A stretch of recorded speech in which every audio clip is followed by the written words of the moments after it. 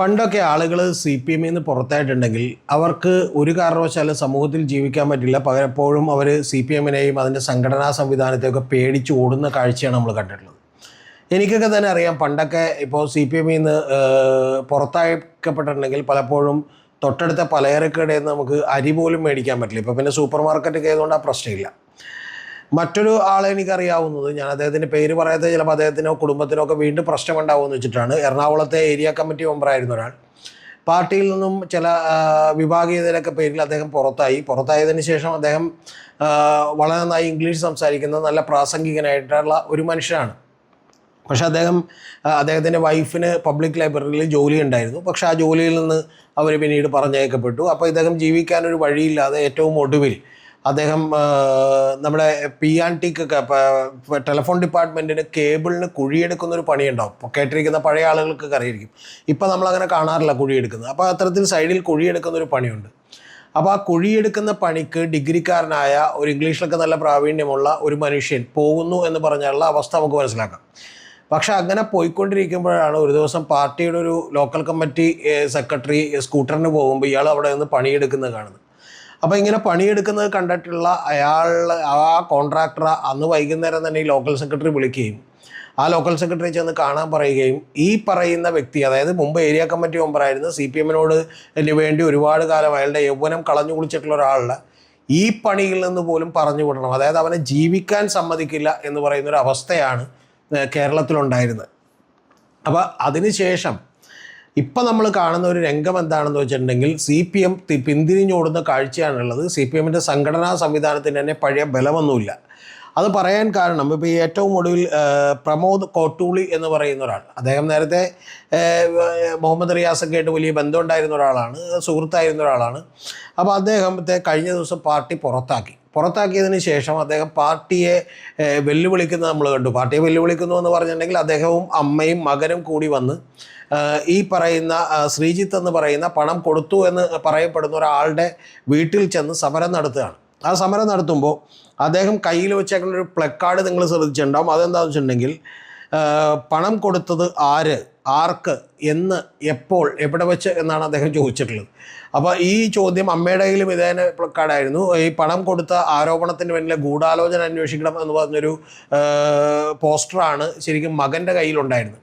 അപ്പോൾ ഇത്തരത്തിലുള്ള പോസ്റ്ററുകളുമായി ഇവർ ചെന്ന് സമരം നടത്തി. ഈ സമരം നടത്തിയപ്പോൾ സി പി എം മിണ്ടാതിരിക്കുന്നൊരു കാഴ്ചയാണ് നമ്മൾ കണ്ടത്. അപ്പോൾ ഇതിന് തൊട്ട് മുമ്പ് നമുക്കറിയാലോ, മനു തോമസ് എന്ന് പറയുന്ന ഒരാൾ വന്ന് പി ജയരാജനെതിരെ അതിരൂക്ഷമായിട്ടുള്ള വിമർശനങ്ങൾ, അദ്ദേഹത്തിന് മാഫിയ ബന്ധമുണ്ടെന്നും അദ്ദേഹം അതിൻ്റെ പുറത്ത് ചില കോപ്പി ബിസിനസ്സുകൾ കെട്ടിപ്പൊക്കിയിട്ടുണ്ടെന്നും, കോപ്പി ബിസിനസ്സിനെ കുറിച്ചൊക്കെ ഞാൻ വേറെ വീഡിയോ ചെയ്തുകൊണ്ട് ഞാൻ ഡീറ്റെയിൽസിലേക്ക് കിടക്കുന്നില്ല.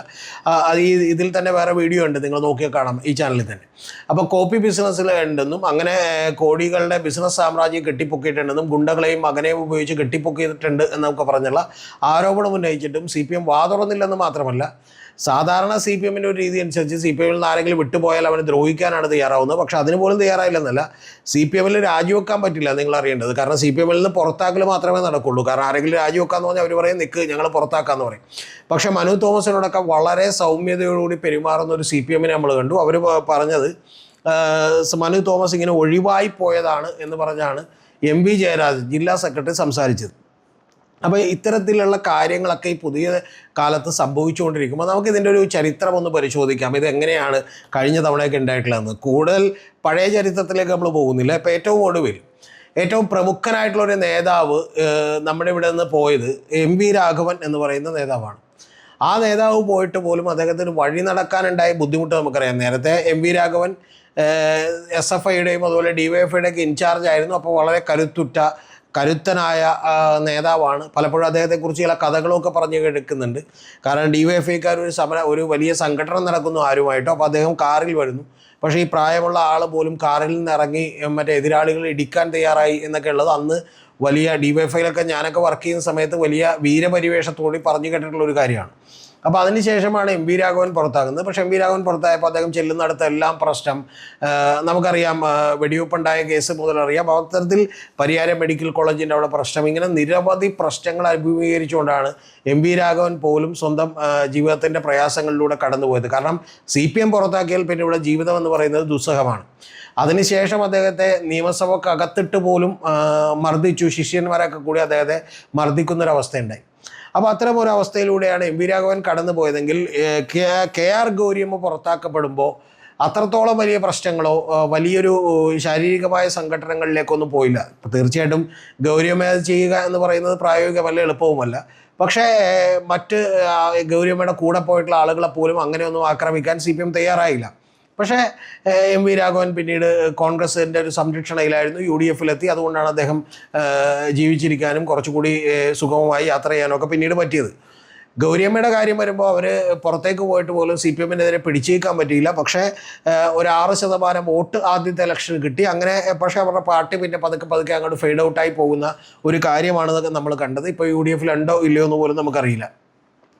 പക്ഷേ ആ കാലഘട്ടത്തിന് ശേഷം വന്നിട്ടുള്ള TP ചന്ദ്രശേഖരൻ എന്ന് പറയുന്ന CPM-ന് പുറത്തേക്ക് പോയിട്ടുള്ള ഒരാൾ, അദ്ദേഹം വടകരയിൽ വലിയ സ്വാധീനമുണ്ടാക്കുകയും ഒഞ്ചിയത്ത് വലിയ സ്വാധീനമുണ്ടാക്കുകയും അവിടെ അദ്ദേഹം പാർലമെൻറ്റ് ഇലക്ഷനിലേക്ക് മത്സരിക്കുകയും 20,000-ത്തിലധികം വോട്ട് പിടിക്കുകയും CPM-നെയൊക്കെ ഞെട്ടിക്കുകയൊക്കെ ചെയ്തത് കൊണ്ടിട്ട് TP ചന്ദ്രശേഖരൻ്റെ വധത്തിന് തന്നെ അത് കാരണമായി എന്നുള്ളത് കോടതിയുടെ ജഡ്ജ്മെൻറ്റിൽ തന്നെ എഴുതി വെച്ചിട്ടുണ്ട്. 51 വെട്ടുകൾ വെട്ടിക്കൊണ്ടാണ് അദ്ദേഹത്തെ കൊന്നത്.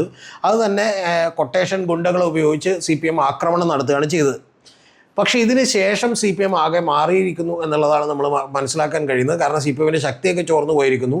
കാരണം അതിൻ്റെ കാര്യം പിന്നീട് വരുന്നത് സ്വപ്ന സുരേഷ് എന്ന് പറയുന്ന ഒരു കഥാപാത്രമാണ്. അവർ തീർച്ചയായിട്ടും അവർ പറയുന്ന എല്ലാ കാര്യങ്ങളും ശരിയാണെന്ന് വിചാരിക്കുന്ന ഒരാളാണ് ഞാൻ. കാരണം അവർ മറ്റാരുടെയെങ്കിലും കയ്യിൽ പണം മേടിച്ചു എന്നൊക്കെ ഒരു ആരോപണം ഇന്ന് വരെ ഒരാൾ പോലും പറഞ്ഞിട്ടില്ല. ആ സ്വപ്ന സുരേഷ് വന്ന് സത്യത്തിൽ ഞാൻ ഈ വാക്ക് ഇനി പറയാൻ പോകുന്ന വാക്ക് കേൾക്കുന്നത് നമ്മുടെ ഈ തരികിട സാബു എന്നൊക്കെ അറിയപ്പെടുന്ന ബിഗ് ബോസിലെ വിന്നറുടെയൊക്കെ കയ്യിൽ നിന്നാണ്. അറഞ്ചം പുറഞ്ചം ആളുകളെ അടിക്കുന്നതാണ് സ്വപ്ന സുരേഷ് മുഖ്യമന്ത്രിയെയും CPM-നെയും അതുപോലെ തന്നെ മുഖ്യമന്ത്രിയുടെ മകളെയും ഭാര്യയെയും കുറിച്ചുള്ള ഏറ്റവും ഒടുവിൽ ഈ ഗൂഢാലോചനയിൽ ഇവർക്കുമൊക്കെ പങ്കുണ്ടെന്നും പല പദ്ധതികളിലും ഇവർ കമ്മീഷൻ മേടിക്കുകയാണെന്നും ശിവശങ്കരനാണ് അതിൻ്റെ ഏജൻ്റായി പ്രവർത്തിച്ചിരുന്നത് എന്നുമൊക്കെ പറഞ്ഞ് അദ്ദേഹം പറയുകയാണ് ചെയ്തിട്ടുള്ളത്. അപ്പോൾ എന്നിട്ട് പോലും സ്വപ്ന സുരേഷിനെതിരെ ഒരു മാനനഷ്ട കേസ് പോലും കൊടുത്തില്ല എന്ന് മാത്രമല്ല, ശരിക്കും ഈ ആരോപണങ്ങൾക്കൊക്കെ ഒരു മറുപടിയുമായി വരാൻ പോലും സ്വപ്ന സുരേഷിനെതിരെ ഇവർക്കാർക്കും ധൈര്യം ഉണ്ടായില്ല. പിന്നെ സത്യത്തിൽ ഇവരെല്ലാം കമഴ്ന്ന് കിടന്ന് അടികൊള്ളുകയായിരുന്നു എന്നുള്ളതാണ്. ആ സ്വപ്ന സുരേഷ് അടികൊള്ളുകയായിരുന്നു. ചില ആളുകൾ പിന്നെ കമഴ്ന്ന് കിടന്ന് അടികൊള്ളുകയും തേങ്ങിക്കരയുകയും ചെയ്യുമായിരുന്നു. ആ കൂട്ടത്തിലുള്ളത് ഒന്ന് കടകംപള്ളി സുരേന്ദ്രനാണ്. പിന്നെ നമുക്കറിയാം നമ്മുടെ പ്രഗത്ഭനായിട്ടുള്ള സ്പീക്കറായിരുന്ന ശ്രീരാമകൃഷ്ണനാണ്. പിന്നെ ഇവരുടെ എല്ലാം കഥകൾ ഞാൻ നിങ്ങളോട് പറയേണ്ട ആവശ്യമില്ലല്ലോ. ശ്രീരാമകൃഷ്ണൻ റെമി മാർട്ടിൻ വെച്ചുകൊണ്ടിരിക്കുന്ന ചിത്രവും അതുപോലെ ശ്രീരാമകൃഷ്ണൻ എന്ന് പറയുന്നത് കുട്ടികളെപ്പോലെ കിടന്ന് പ്രണയവും പാട്ടും ബഹളവും ഒക്കെ ആയിട്ട് ഇവരുടെ പുറകെ നടന്നു എന്നുള്ളതൊക്കെ നമുക്കറിയാം. പിന്നെ കടകംപള്ളി സുരേന്ദ്രൻ കുറച്ചുകൂടി മാന്യത കാണിച്ചു. അവരൊരുപാട് അനുഭവിച്ച സ്ത്രീയല്ലേ, അതുകൊണ്ട് അവരെ ഞാൻ ദ്രോഹിക്കുന്നില്ല എന്നാണ് അദ്ദേഹം പറഞ്ഞത്. അദ്ദേഹം അത്തരത്തിൽ വളരെ ദയാലുവായിട്ടുള്ളൊരു മനുഷ്യനാണ്. അദ്ദേഹം ഇവരോട് പല അഭ്യർത്ഥനകൾ നടത്തുകയും വീട്ടിൽ കയറ്റാൻ കൊള്ളാത്തവനാണ് എന്നുമൊക്കെയാണ് സ്വപ്ന സുരേഷ് ഈ കടകംപള്ളി സുരേന്ദ്രനെ കുറിച്ച് പറഞ്ഞത്. പിന്നെ മറ്റൊരാളെന്ന് പറയുന്നത് തോമസ് ഐസക്കാണ്. അദ്ദേഹം പിന്നെ കുറച്ചുകൂടി നിർദോഷമായ കാര്യമാണ് ചോദിച്ചിട്ടുള്ളത്. അദ്ദേഹം ചോദിച്ചത് മൂന്നാറൊക്കെ കണ്ടിട്ടുണ്ടോ, അല്ലെങ്കിൽ മൂന്നാർക്ക് കൊണ്ടുപോകാം എന്നാണ് പറഞ്ഞത്. അദ്ദേഹം മൂന്നാർക്ക് ഒരാളെ കൊണ്ടുപോയി കാഴ്ചകളൊക്കെ കാണിക്കുന്നത് നല്ല കാര്യമാണ്. അദ്ദേഹത്തെ അറിയാവുന്ന എല്ലാവർക്കും അറിയാം. അതിൻ്റെ പിന്നിൽ വേറെ ദുരുദ്ദേശങ്ങളൊന്നും ഉണ്ടാവില്ല. അദ്ദേഹം പക്ഷേ പലരോടും അങ്ങനെ ചോദിച്ചിട്ടുള്ളതൊക്കെ നമുക്കറിയാം. ചിലരൊക്കെ അതിന് തയ്യാറായിട്ടുമുണ്ട്. അപ്പോൾ അതുകൊണ്ട് അതവിടെ നിൽക്കട്ടെ. ഇതിന് ശേഷം ഇവരാരും തന്നെ ഈ സ്വപ്ന സുരേഷ് ഒരു മാനനഷ്ട കേസിന് പോലും പോയില്ല. പിന്നെ മാനനഷ്ട കേസിന് പോയ നട്ടലുള്ള ഒരാളുണ്ട്. അദ്ദേഹം ഒരു നോട്ടീസ് അയക്കുകയാണ് ചെയ്തത്. മാനനഷ്ട കേസിന് പോയെന്നറിയില്ല. അത് MV ഗോവിന്ദൻ മാസ്റ്ററാണ്. MV ഗോവിന്ദൻ മാസ്റ്ററെ കുറിച്ച് ഒരു ആരോപണവും സ്വപ്ന സുരേഷ് ഉന്നയിച്ചിരുന്നില്ല. പക്ഷേ വിജേഷ് പിള്ളൈ എന്ന് പറയുന്ന ഒരു ബിരുദൻ, അദ്ദേഹം ഒരു OTT പ്ലാറ്റ്ഫോമൊക്കെ നടത്തുന്ന ഒരാളാണെന്ന് പറയപ്പെടുന്നു. അദ്ദേഹം ഈ സ്വപ്ന സുരേഷെ കാണുകയും ഈ നമ്മുടെ ഗോവിന്ദൻ മാസ്റ്ററുടെ പേര് പറയുകയും അദ്ദേഹം അയച്ചതാണെന്ന് പറയും, പിണറായിക്ക് വേണ്ടി അയച്ചതാണെന്നും 30 കോടി രൂപ തരാം, നിങ്ങളെ കേസിൽ നിന്നൊക്കെ മാറ്റിത്തരാം, എവിടെയെങ്കിലും പോയി സുഖമായി ജീവിച്ചോ എന്നൊക്കെ പറയുകയും ചെയ്തു എന്നാണ് പറയുന്നത്. ഈ കാര്യത്തിലും നമ്മൾ പിന്നെ മാനനഷ്ട കേസ് കൊടുത്തോ എന്ന് അറിഞ്ഞിട്ടില്ല. എന്താണെങ്കിലും ഈ സ്വപ്ന സുരേഷ് അതിനൊരു വർത്തമാനം പറയാനും ഒരു നോട്ടീസ് അയക്കാനുമൊക്കെയുള്ള ധൈര്യമെങ്കിലും നമ്മുടെ ഗോവിന്ദ മാഷൊക്കെ ഉണ്ടായി.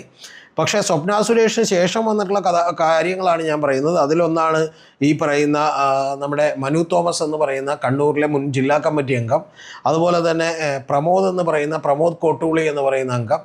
ഇവരെ എല്ലാം മുമ്പിൽ പേടിച്ചോടുന്ന, കണ്ടം വഴി ഓടുന്ന ഒരു CPM-നെയാണ് നമ്മൾ കാണുന്നത്. എന്ന് പറഞ്ഞാൽ CPM-ൻ്റെ പിടിവിട്ടിരിക്കുന്നു എന്ന് മനസ്സിലാക്കാൻ ഈ പറയുന്ന ആളുകളോടുള്ള പ്രതികരണവും പണ്ട് CPM നടത്തിയിട്ടുള്ള പ്രതികരണവും തമ്മിൽ നമ്മളൊന്ന് വിശകലനം ചെയ്ത് നോക്കിയാൽ മതി.